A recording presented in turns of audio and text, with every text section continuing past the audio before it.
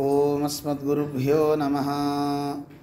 కాశ్యపాన్వయసంజాతం నారాయణపదాశ్రితం శ్రీమన్నారాయణం వందే యతీశ్వరశ్రియాజుషం.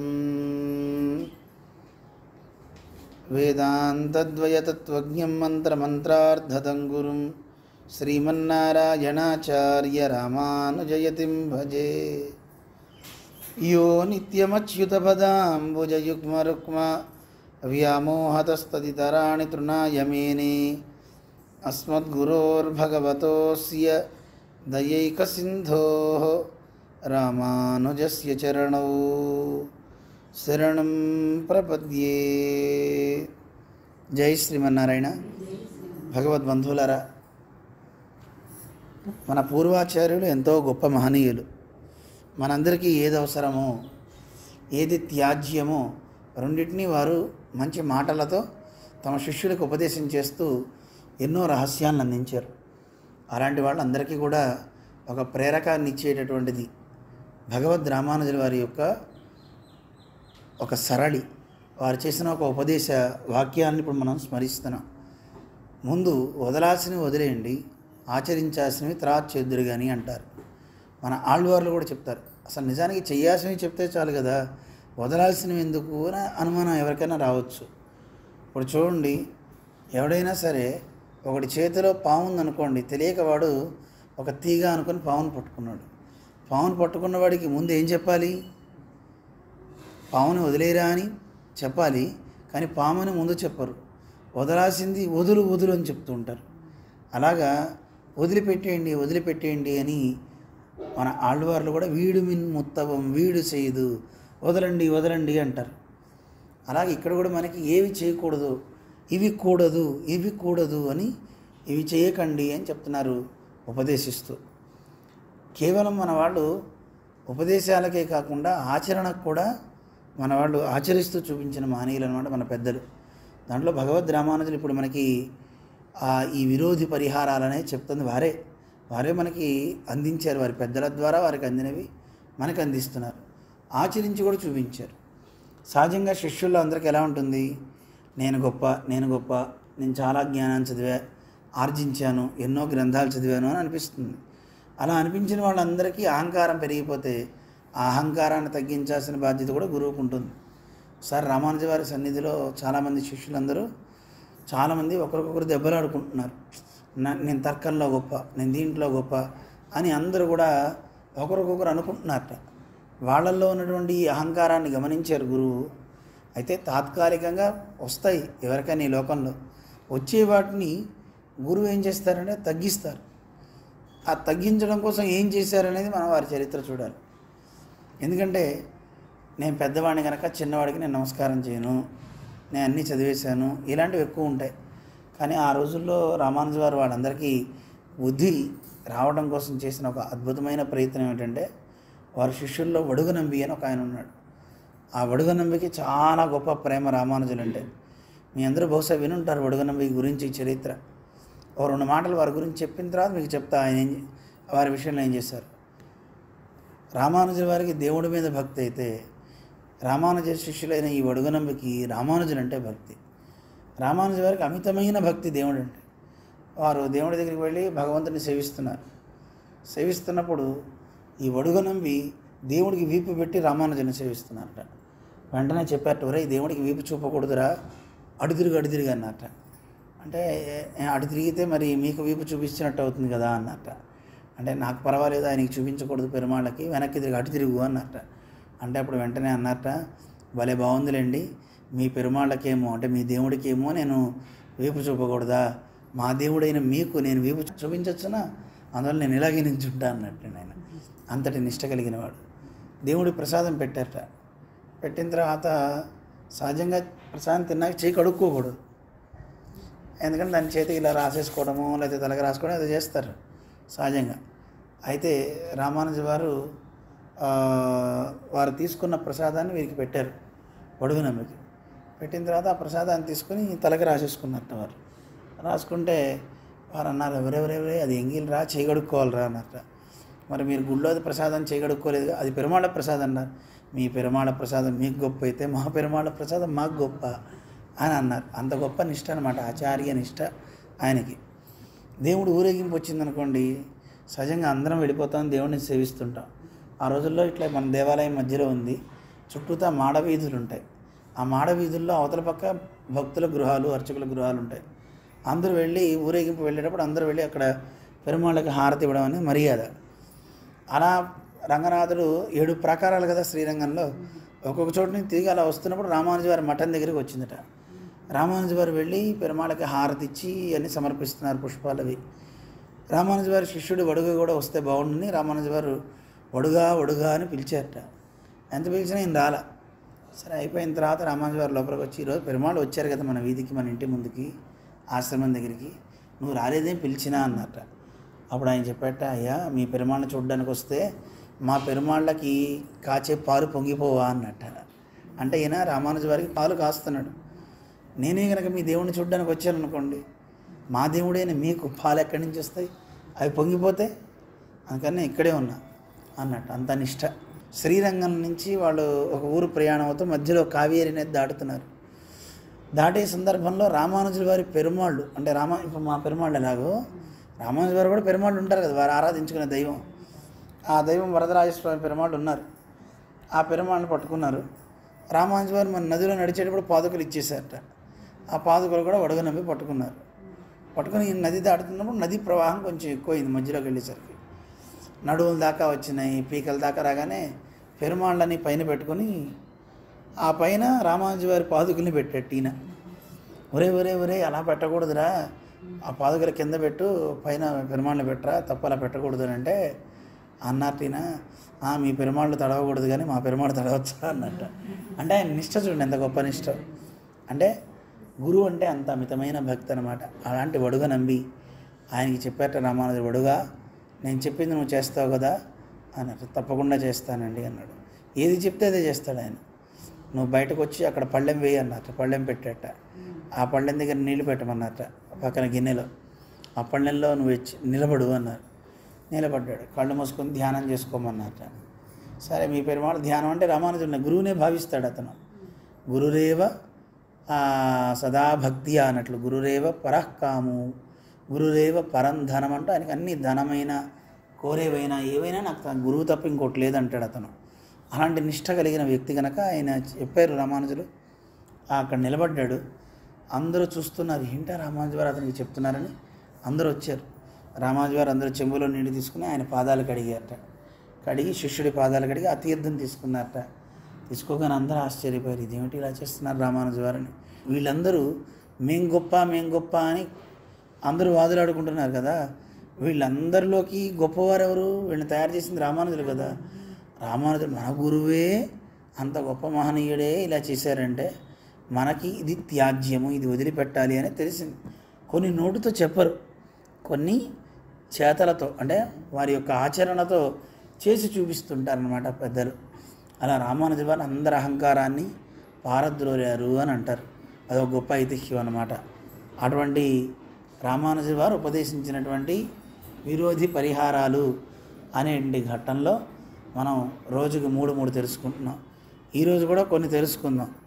విశేషించి ఏవి త్యాజ్యమో, ఏవి తెలుసుకుంటే మనిషి తరిస్తాడో దాన్ని మనం తెలుసుకునే ప్రయత్నం చేస్తూ ముందుకు వెళ్దాం.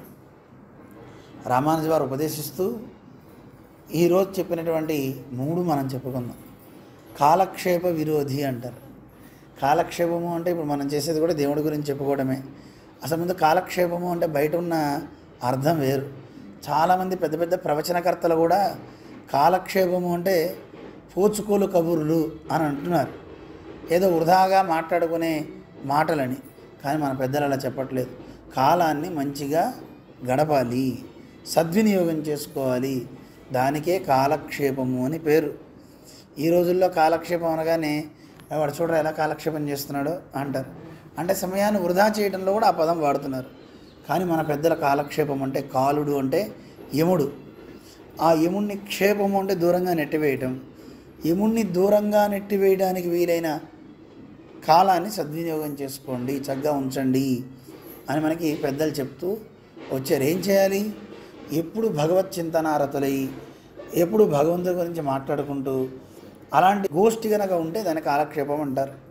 ఇప్పుడు అందరం ఇక్కడ కూర్చున్నాం, మేము చెప్తున్నాం, మీరు వింటున్నారు, దీనికి పేరు కాలక్షేపం అని పేరు. అది భగవత్ కథ అయితే యముడిని దూరంగా పెట్టేస్తూ ఉంటుంది. కానీ అలా కాదనుకోండి, ఏదో ఇతరమైనటువంటి వినోదాలకో, లేదు ఇప్పుడు చూడండి ఒకళ్ళు పెళ్లి చేసుకుంటున్నారు, పెళ్ళికి కావాల్సిన మంత్రభాగం కంటే మిగతా వాద్య భాగం ఎక్కువ పెట్టి ఏవో సినిమా పాటలు పెట్టి 24 గంటలు వాడు కాలాన్ని అలా దుర్వినియోగం చేసుకుంటున్నారు. ఏది మంచిది చెప్పండి? సద్వినియోగం చేసుకోవాలా, దుర్వినియోగం చేసుకోవాలా?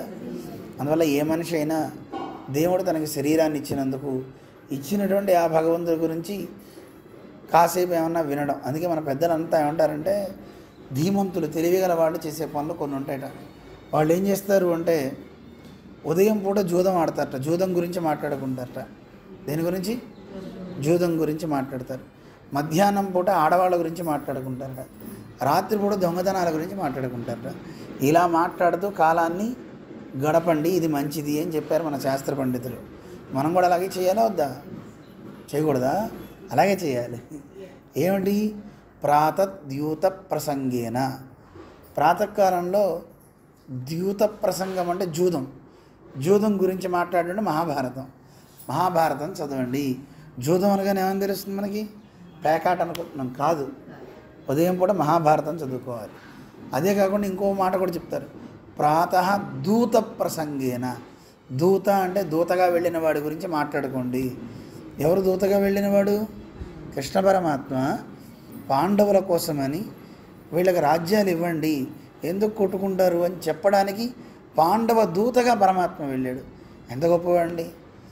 అలా పాండవ దూతగా, దేవుడంతటి వాడు దూతగా వెళ్ళటం అంటే గొప్పతనం కదా. అందువల్ల దూత ప్రసంగము. అందువల్ల ఆ కృష్ణుని యొక్క చరిత్రని, సన్నివేశం ఏదైతే ఉందో మహాభారత సన్నివేశాన్ని చదువుకోండి అంటారు ఉదయం పూట. మధ్యాహ్నే స్త్రీ ప్రసంగత. మధ్యాహ్నం పూట స్త్రీ ప్రసంగం అంటే కావ్యం రామాయణం కృత్స్నం సీతాయాశ్చరితం మహత్ అంటారు. మొత్తం రామాయణం అంతా సీతమ్మ చరిత అంటారు. అలాంటి శ్రీరామాయణం మొత్తం కూడా సీతమ్మ చరిత. అలాంటి సీతమ్మ చరితని చదవడం ఏదైతే ఉందో అది కూడా కాలక్షేపమే అంటారు. అందువల్ల మధ్యాహ్నే స్త్రీ ప్రసంగత అంటే సీతమ్మ యొక్క చరిత. ఆ సీతమ్మ చరితను చదవడం కూడా, ఆవిడ గురించి వినడం కూడా ఒక అద్భుతం అన్నమాట. రాత్రౌ చోర ప్రసంగేన. రాత్రిపూట దొంగ గురించి మాట్లాడమన్నారు. ఆ దొంగతనాలు చేసిన వాడు ఎవడు? నవనీత చౌర్యం. కేవలం నవనీత చౌర్యమే కాదు, వల్లవి హృదయాలు అంటే గోపికల యొక్క హృదయాలను కూడా ఆకర్షించిన మహనీయుడు శ్రీకృష్ణ పరమాత్మ. ఆయన గురించి మాట్లాడుకోవాలి, ఆయన గురించి కథలు వినాలి. ఇలా మహనీయులైనటువంటి పెద్దలంతా కూడా కాలాన్ని ఇలా గడుపుతారు. కాలో గచ్చతి ధీమతాం అని. అందువల్ల కాలాన్ని ఇలా సద్వినియోగం చేయండి. భగవత్ కథలతో సద్వినియోగం చేసుకోండి తప్ప వేరుగా మీ కాలాన్ని వృధా చేసుకోకండి. అలా చేసుకున్నట్లయితే అది కాలక్షేప విరోధి.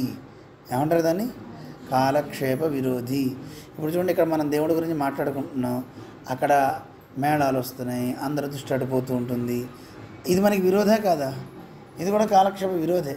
అంటే మన మనసు అడిపోతూ ఉంటుంది కదా. అలా వెళ్ళిపోతుంటే ఇది రంగనాథుడికి కూడా మన పూర్వం మన పెద్దలు నంబిళ్ళయ్య అనే మహనీయులు శ్రీరంగంలో ఉపన్యాసం చెప్తూ ఉండేవారట. ఉపన్యాసం చెప్తుంటే రంగనాథస్వామి ఊరేగింపు అలా వెళ్తే అందరూ లేచేవారట.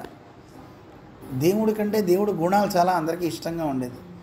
అరే దేవుడి గురించి వినడానికి అడ్డు ఆయనే అయిపోయాడే అని భగవంతుని తిట్టుకునేవారట. అబ్బా ఇప్పుడు రాకుండా కాసేపు ఆగి రావచ్చు కదా, మంచి రసవత్తమైన విషయాలు వింటుంటే ఇలా దేవుడా నువ్వే ఇలా విరోధం చేస్తావా అనేవారట.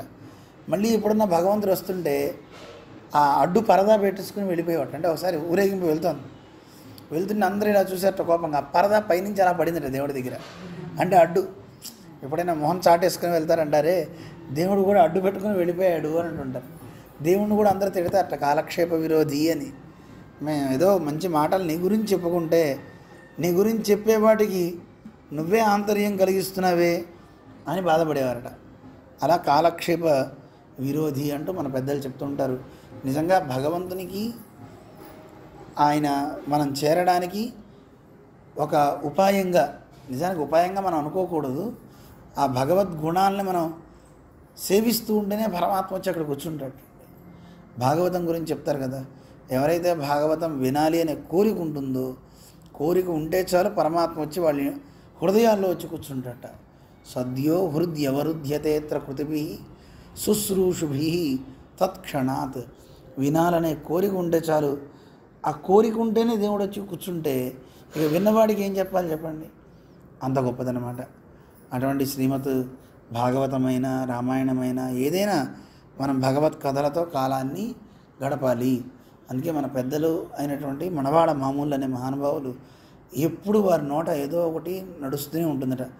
ఏదో స్మరిస్తున్నారు, ఏం చదువుతున్నారు అనిపిస్తుంటుందంటే అందరికీ. వారు మంత్ర రత్నానుసంధాన సంతత స్ఫురితాధరం. వారి పెదాలు ఎప్పుడూ ఆడుతున్నాయి. ఎందుకు? మనం ఆడిస్తుంటాం నోట్లో ఏదో ఒకటి వేసి, కానీ ఆయన అలా కాదు. మంత్రరత్నము అంటే ద్వైమంత్రం. ఆ ద్వైమంత్రాన్ని ఎప్పుడూ స్మరిస్తూ ఉంటారట. అలా స్మరిస్తూ ఉండే మహనీయులు మన పూర్వులు. అందువల్ల మన జీవనాన్ని సాఫల్యం చేసుకోవడం కోసమని భగవత్ చింతనారతులమై ఉండాలి అని మనకి చెప్తారు. అందుకని కాలక్షేప విరోధి గుర్తుపెట్టుకోండి. నేను భగవంతుని కంటే దూరం అయిపోతున్నానా, వేరే విషయాల్లోకి వెళ్ళిపోతున్నానా అనేది కూడా ఒకసారి చెక్ చేసుకోండి అని చెప్తారు. కానీ అలా వెళ్లకుండా ఎలా ఉంటాం? ఇది ఎవరి కోసం చెప్తున్నారు? సాధకుడికి చెప్తున్నారు. ఎవరైతే సాధన చేసి పరమాత్మను పొందాలనుకుంటున్నారో అలా పొందాలనుకునేవాడికి చెప్పే మాట. కానీ అలా పొందాలనుకునేవాడు కూడా మీరైనా అవ్వచ్చు, ఎవరైనా అవ్వచ్చు.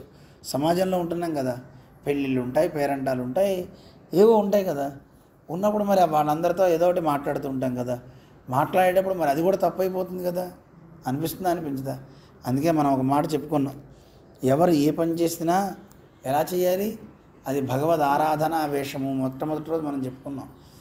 ఏ పని చేస్తున్నా, ఎవరితో మాట్లాడుతున్నా, భగవంతుడా ఇది నీ కార్యము, అందువల్ల నీ కార్యం కనుక నేను ఆరాధనగానే భావిస్తున్నాను అని అది భగవద్ ఆరాధనగా భావిస్తూ చేయమని చెప్తారు మన పూర్వాచార్యులంతా కూడా. భగవద్గీతలో కృష్ణుడు చెప్పినటువంటి ఒక ఉపాయం అన్నమాట. మన స్నానం చేసే ప్రక్రియ దగ్గర నుంచి, భోజనం చేసే ప్రక్రియ దగ్గర నుంచి, ఎవరితో మాట్లాడుతున్నా ఎవరిలో అయినా దేవుడు ఉంటాడు కదా. పైకి చెప్పక్కర్లా నేను దేవుడితో మాట్లాడుతున్నాను అని, మనసులో అనుకోవడం, వాడు చెప్పేది వినడం. భగవంతుడా మరి ఏం చేస్తాం, లోకంలో ఉన్నాం కనుక. ఇప్పుడు చూడండి, మనం ప్రకృతిలో ఉన్నప్పుడు ఆ శబ్దాలు వినపడుతుంటాయి, దుమ్ములు వస్తుంటాయి. ఎందుకంటే తలుపులు తీసి పెట్టాం కదా. తీసిపెట్టినప్పుడు దుమ్ము వచ్చి పడుతుంది. ఎంత తలుపులు వేసి పెట్టినా ఊడ్చిన ఇంట్లో అయినా సరే మళ్ళీ దుమ్ము అనేది చేరడం ఎంత సహజమో, ఈ ప్రకృతిలో ఉన్న మనకు కూడా వద్దన్నా లేనిపోని విషయాలు లోపలికి చేరుతుంటాయి. వాటిని కడుక్కుని ప్రక్షాళన చేసుకునే ప్రక్రియే భగవద్ ధ్యానం కానీ, సజ్జన సాంగత్యం కానీ, 10 మందితో మంచి వాళ్ళతో కూడి దేనికి? మన బాగు కోసమే. ఎవరితో కూర్చుంటే మన జీవితం పాడైపోతుందో అలాంటి వాళ్ళకి దూరం ఉండాలి. ఒకవేళ అలాంటి వాడు ఏదైనా కూర్చుని మనతో ఏమైనా చెప్తుంటే ఇప్పుడే వస్తానని చెప్పి మళ్ళీ వెళ్ళిపోవాలి, మళ్ళీ రాకూడదట.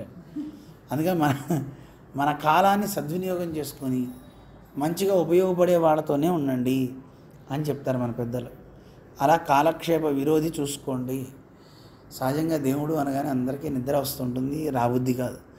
అదే ఎవరి గురించి అయినా మాట్లాడే దగ్గరికి అయితే పని కట్టుకుని మనమే వెళ్తాం. నిన్నేదో చెప్తానో చెప్పు, ఏమిటో చెప్పు, నేను అక్కడతో ఆపేసావు, ఏమైంది ఇంతకీ మనస గుళ్ళో ఆయన ఏదో అన్నట్టు కదా అని స్టార్ట్ చేస్తాం మనమే. అంటే ఇతరుల గురించి వినటానికో, ఎంక్వైరీ చేయడానికో, తీగలాగి డొంకంతా కదపడానికో మన పని శ్రమంతా చేస్తుంటాం. కానీ నిజంగా మన జీవనానికి సాఫల్యమయ్యే మంచి డొంకని కదపగలిగితే అదృష్టం కదండి. అలాంటి దాన్ని మనం చేసుకోగలిగితే మంచిది. కనుక మనకి కాలక్షేప విరోధి అని ఒకటి చెప్పారు. జాగ్రత్త సుమా, మీ కాలాన్ని సద్వినియోగం చేసుకోండి. దేవుడిచ్చిన ఆయుష్ ప్రమాణంలో సగం నిద్రకి పోతుంది, తిండికి పోతుంది కదండి. ఉన్న 100 ఏళ్లలో 50 ఏళ్ల కాలం అంతా కూడా నిద్రలోనే గడిచిపోతుందట. మన ఆళ్వార్లు చెప్తుంటారు, వేదనూల్ పిరాయన్నూరు మనిషరదాం పుగవరేలం. దేవుడిచ్చిన 100 ఏళ్లలో 50 ఏళ్ళు నిద్రకి పోతే మిగతా 50 ఏళ్ళు పిణి పసి మూపత్తున్వం అంటారు. ఆకలి, దప్పిక, రోగాలు వీటితోనే పోతున్నాయి కదా. ఇంకా మనిషి ఏం సాధిస్తున్నాడు? కాసేపు సాధన చేద్దామని కూర్చుంటే కాళ్ళ నొప్పులు, లేదు మనసులో ఏవో ఆలోచనలు. నిన్న ఒక ఆయనకి చెప్పాం, నాయనా నువ్వు ఈ సాధన చేయి, నీకు మంచి జరుగుతుంది అని చెప్పా. సాధన కంటే వేగంగా మనస్సు ఎటో వెళ్ళిపోతుందండి. నేను కళ్ళు మూసుకున్నా, మీరు చెప్పిన ప్రక్రియ చేస్తున్నా, కానీ నాకు ఏవేవో ఎక్కడికెక్కడికి వెళ్ళిపోతున్నాయి తప్ప నేను చేయలేకపోతున్నాను అంటే చెప్పాడు ఆయన. అందువల్ల మనకి విరోధంగా బోల్డన్ని వస్తుంటాయి. ధ్యానం ఆరంభించితే చాలు, లేదు ఉపన్యాసం ఆరంభిస్తే చాలు, మంచి విందాం అనుకుంటే చాలు, విఘ్నాలు వస్తాయి. కానీ ధీరుడైన వాడు ఎప్పుడు కూడా వెనకంజ వేయకూడదు. ఎన్ని విఘ్నాలు వచ్చినా దానివైపే సాగాలి. అందుకే అంటారు ఆరంభించరు నీచమానవులు. కొంతమంది ఏమో అసలు ఆరంభించరట. ఆరంభించగానే మంచి చిన్న విఘ్నం రాగానే మా వల్ల కాదని విఘ్నం వచ్చేసిందని ఆయాసపడిపోతారట. నేను చేయలేను, నేను ముందే చెప్పా అని కంగారు పడతారట. కానీ కొంతమంది ఉంటారట, ఏ ప్రయాసలైనా ఏమైనా సరే, పిడుగుపడ్డా సరే వాడు వెనకంజ వేయడు, వాడు వెళ్తూనే ఉంటాడు. వెళ్ళి వాడు కార్యాన్ని సాధించి చూపిస్తాడు అంటారు. అలాంటి వాళ్ళం మనం కావాలి అంటూ కాలక్షేప విరోధిని మనకి తెలియజేస్తున్నారు. ఇప్పుడు రెండో విరోధి గురించి చెప్పుకుందాం. భోజన విరోధి అని, ఆర్జన విరోధి అని 3 ఉన్నాయి మొత్తం ఈరోజు చెప్పుకునే వాటిల్లో.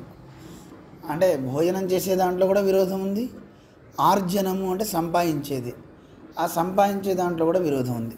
ముందు ఆర్జనం నేర్చుకుందాం, తర్వాత భోజనం గురించి చెప్పుకుందాం. ఆర్జనం అంటే సంపాదన కదా, సంపాదనలో కూడా విరోధం ఉంది. సూక్ష్మంగా చెప్పిస్తాను. ఆర్జనం అంటే సంపాదన కదా, సహజంగా సంపాదన దేనికోసం? శరీర సుఖం కోసమే కదా.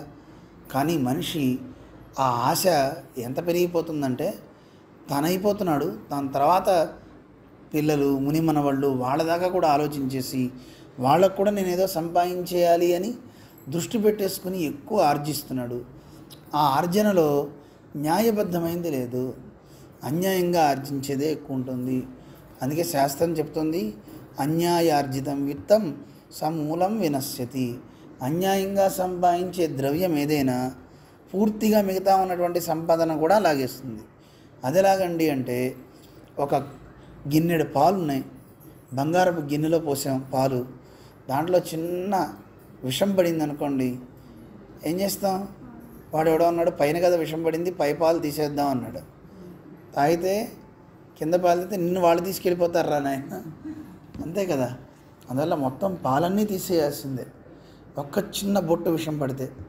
అలాగే అన్యాయంగా సంపాదించే ద్రవ్యం ఒక్క బొట్టు ఉన్నా చాలు, మిగతా ద్రవ్యాన్ని మొత్తాన్ని పాడు చేసేస్తుంది. అది ఎలాగా?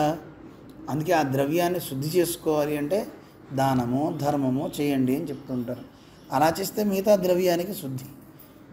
అందుకే మన వాళ్ళు ద్రవ్యార్జన చేసేటప్పుడు, అంటే ధనాన్ని ఆర్జించేటప్పుడు జాగ్రత్తగా చేయాలి. ఈ రోజుల్లో అంటే మనం పని చేస్తున్నాం, డబ్బు తెచ్చుకుంటున్నాం, కానీ పూర్వకాలంలో యాచించేవారు. అలా ఎవరి దగ్గరికి వెళ్ళి యాచించకండి. అలా యాచించడము, ఎదుటివాడి కాళ్ళు పట్టుకోవడము, లేదా మోసగించి ఎదుటివాడి దగ్గరించి సంపాదించడము, అలా అన్ని కులాలకి చెప్పారు, బ్రాహ్మణులకి చెప్పారు.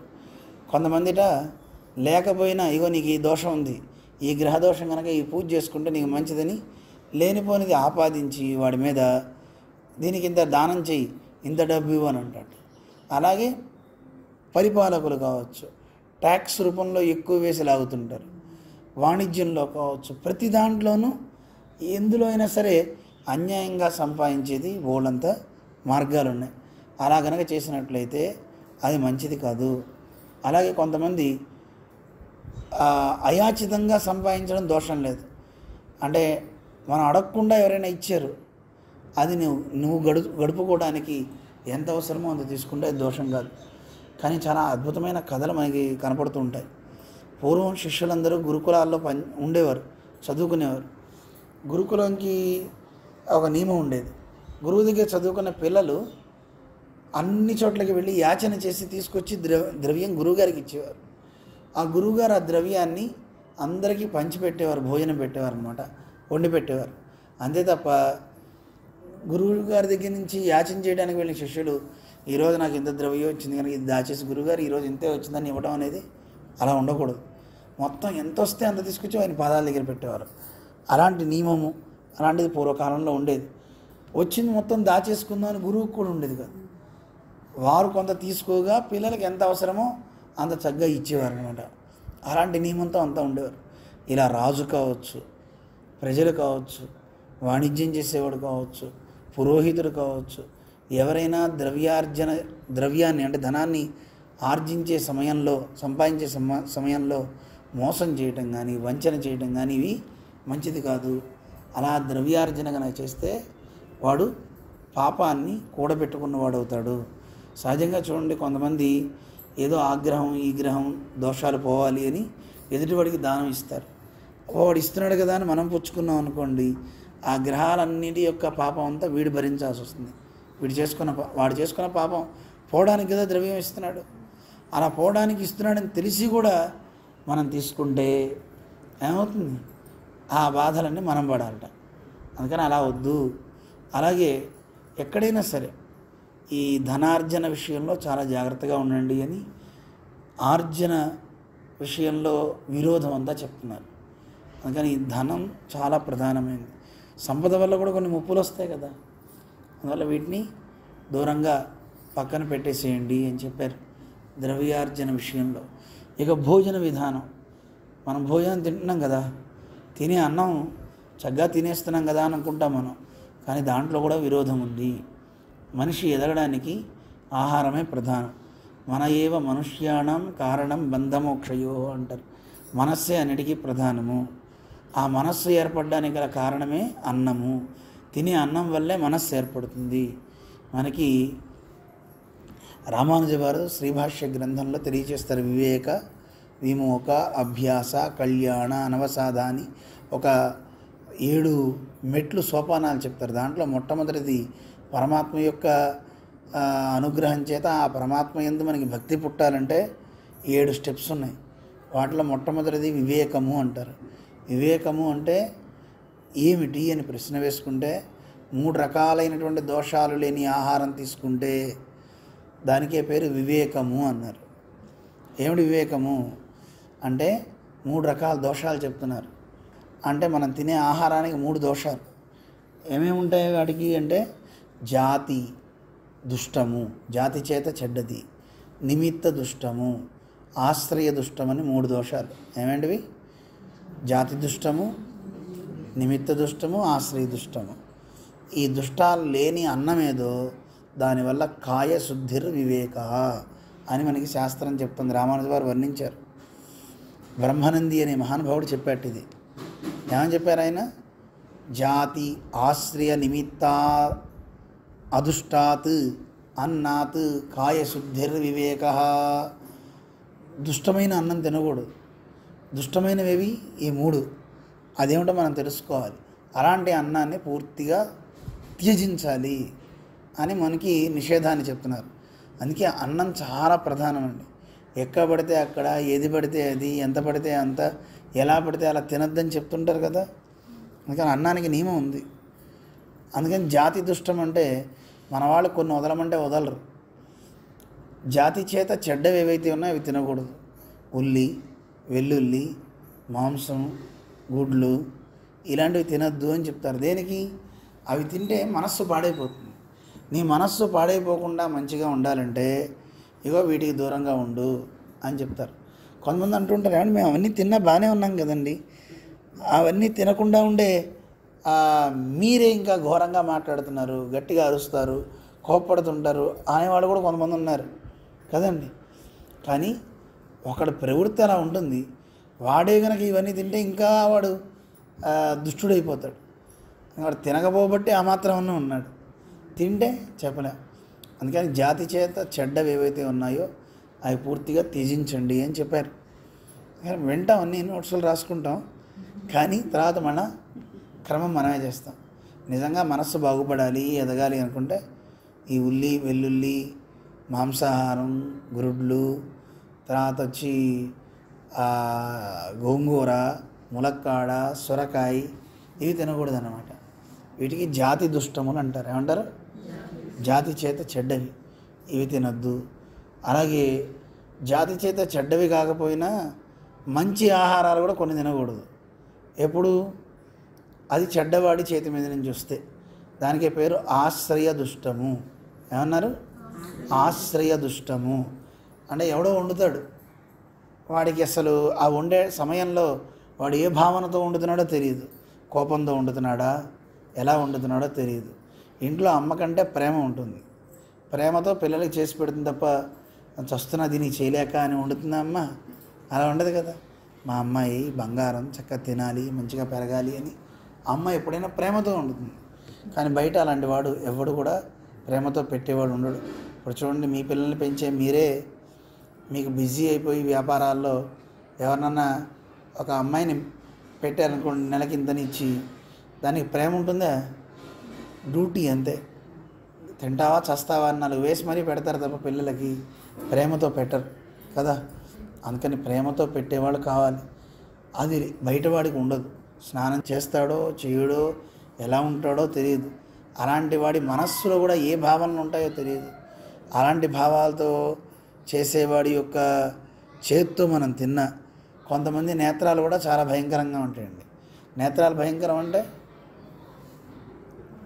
వాడు చూపు వాడు చూసే ఆహారంగా తిన్నామా ఇంక మళ్ళీ తర్వాత మనం పుచ్చుకోవడానికి ఉండదు. ఆహారం అంతతో ఫట్ అనమాట, అయిపోతుంది ఇక తినాం. అంతకుముందండి అరటిపళ్ళు ఎంత బాగా తినేవాడినండి, ఆవిడ చూసిందండి అలా, అబ్బో బాగానే తింటున్నారే అని అంతే. ఆ తర్వాత నుంచి అరటిపళ్ళు బంద్ అండి అనేవాళ్ళు కూడా ఉన్నారు కదండి. ఉంటుందా ఉండదా? నరుడి దృష్టికి నల్లరాయి కూడా బ్రద్దలైపోతుందని అంటారు కదా. అందుకని ఎవరు పడితే వాడు భగవద్భక్తి లేని వాళ్ళు, ఎప్పుడు అనేక రకాలైన దుష్ట ప్రవృత్తితో ఉండేవాడి నేత్రాల దృష్టి పడకూడదట అని శాస్త్రం చెప్తుంది. ఈ మాట నేను చెప్పే మాట కాదు. అందుకని ఇక్కడ పడితే అక్కడ తినద్దు, ఎవడి చేత్తో పడితే వాడి చేత్తో తినద్దు. దీనికే ఆశ్రయ దుష్టమని పేరు పెట్టారు. ఇది కూడా జాగ్రత్త. ఎందుకంటే ఆహారం అనేది మన మనస్సును చాలా చాలా చాలా బాగా మంచిగా ఉంచుతుంది. నీరు చూడండి, తటస్థంగా ఉన్నప్పుడు ఏముండదు, ఒక చిన్న రాయి వేసామా తరంగాలు వచ్చేస్తాయి. ఆహారం కూడా అందుకే చాలామంది పూర్వం స్వయం పాకులను ఉండేవారు. వాళ్ళే స్వయం పాకం చేసుకుని వండుకునేవారు. ఎవరు పడితే వాళ్ళు వండితే తినరు. చాలామంది సాధకులు వాళ్ళే వండి పెరుమాళ్ళకి నివేదన చేసి ఆ తర్వాత భార్యకి పిల్లలకి ఇచ్చేస్తారు. వేరే వాళ్ళు వండినా తీసుకోరు. అంత నిష్టతో ఉండే వ్యక్తులు ఉన్నారు, ఇప్పటికీ ఉన్నారు కొంతమంది. వాళ్ళు మౌనం తప్ప ఎవరితో ఎక్కువ మాట్లాడరు. వాళ్ళకు ఉండే తపశ్శక్తి కూడా అంతా ఇంత కాదు, చాలా గొప్ప నిష్టతో ఉంటారు. మనం అలాంటి నిష్టతో ఉంటే ఇప్పుడు చూడండి, చేసే పని మంచిగా చేసుకుంటే దాని ప్రభావం మనం చూడగలుగుతాం. అలా లేకుండా ఇష్టం వచ్చినట్టు చేసుకున్నాం అనుకోండి, దాని ప్రభావం సరిగ్గా ఉండదు. అందుకని మన మనస్సు కూడా చాలా, దానికి ఆకారం లేదు, ఆహారంతోనే మనస్సు ఏర్పడుతుంది. వికారాలు ఏర్పడాలంటే కూడా మనస్సుతోనే. ఇప్పుడు చూడండి, మనం బైక్ మీద కానీ ఎక్కడికన్నా కారులో కానీ వెళ్ళాలంటే పోసే ఆయిల్ని బట్టి బండి ఉంటుంది. దాంట్లో కిరోసిన్ కలిసిందనుకోండి, వెనక పొగలు బాగా వస్తుంటాయి కదా. అలాగే మంచి ఆయిల్ పోసుకుంటే చక్కగా వెళ్తుంది. దాంట్లో ఏది పోయాలో అది పోయాలి. ఈ శరీరానికి కూడా ఏది పోయాలో అది పోయాలి తప్ప, దొరుకుతుంది కదా, హాయిగా తేల్చేస్తుంది కదా అనుకుని తాగితే లేదు, తిన్నా వాడి ఆరోగ్యం పాడైపోతుంది, వాడు వెళ్ళాల్సిన లక్ష్యము చేరలేడు, మనస్సు కూడా పాడైపోతుంది.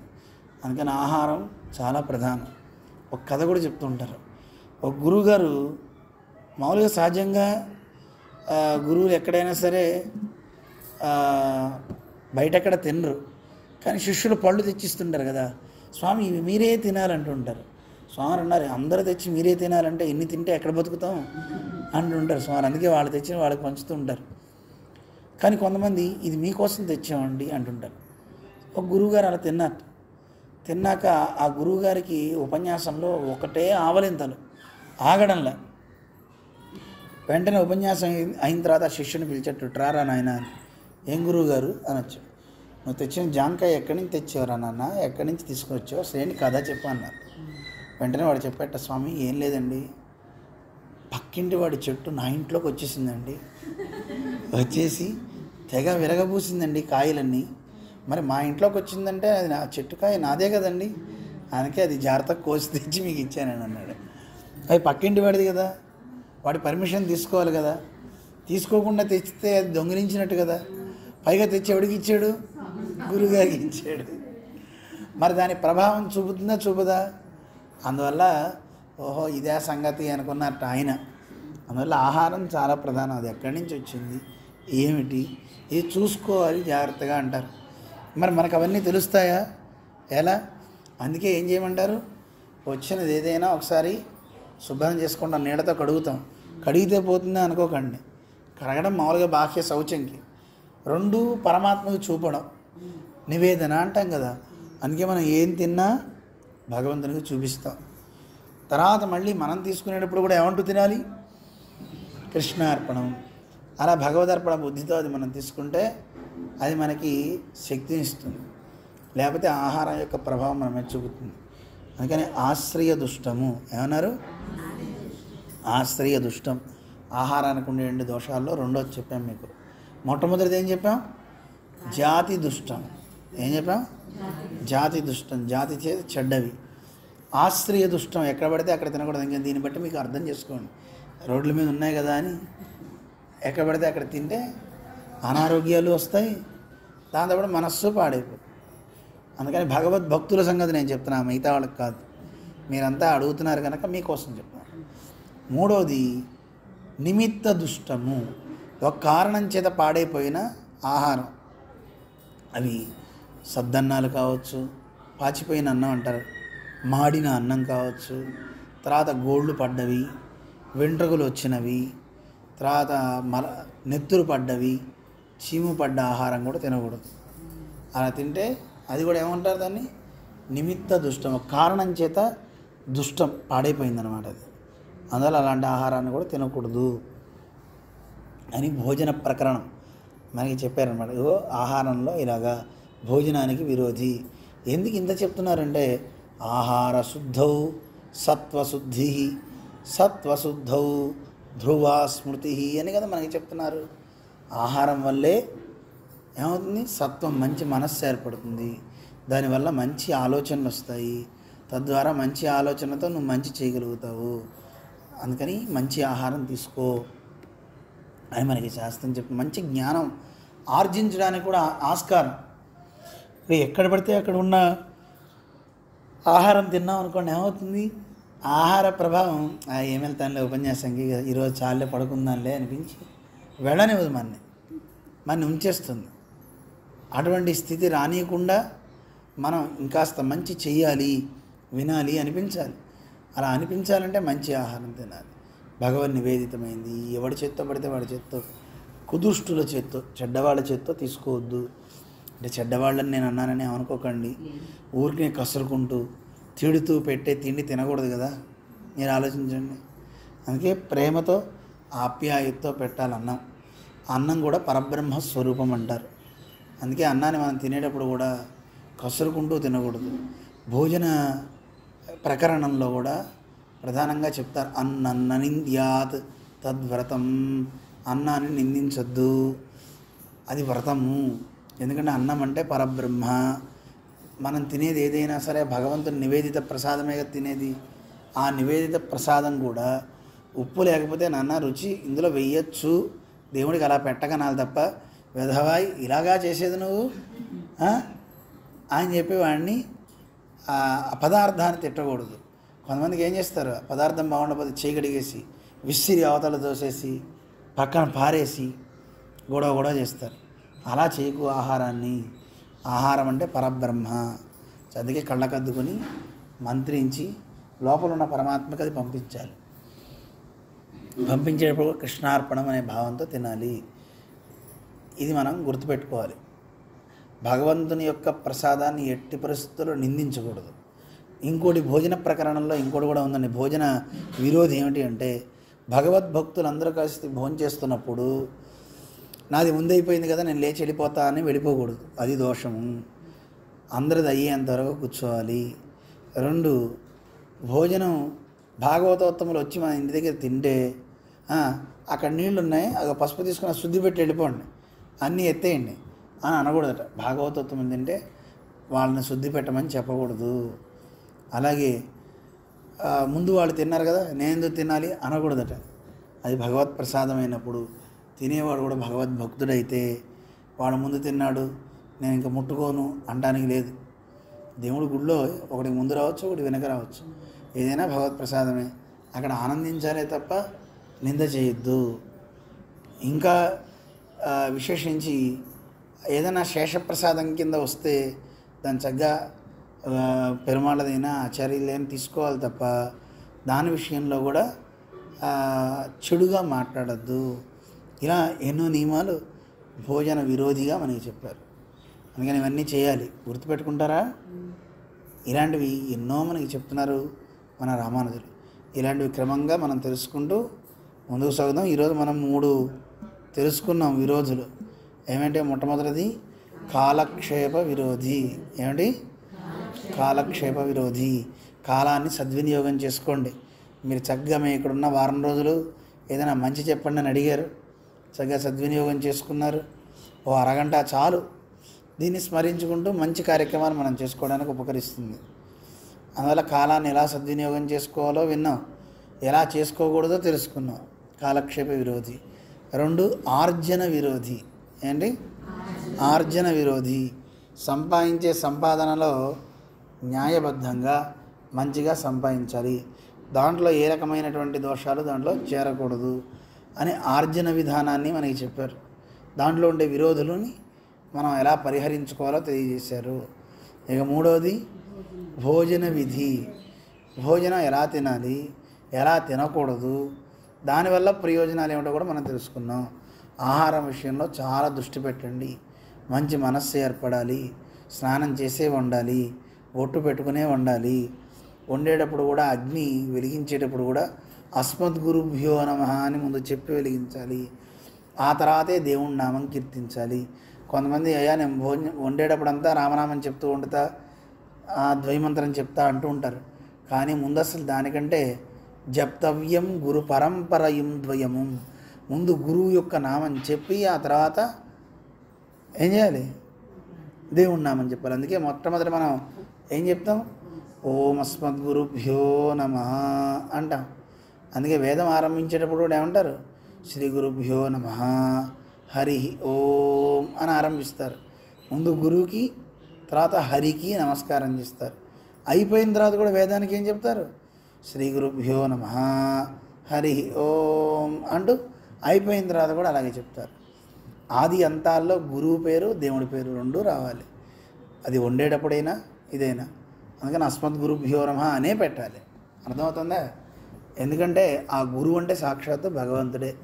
ఆ భగవంతుడి నామాన్ని మనం స్మరించినట్టు అవుతుంది, అటు గురు రూపంలో, దైవ రూపంలో. ఇది మాత్రం మర్చిపోకూడదు.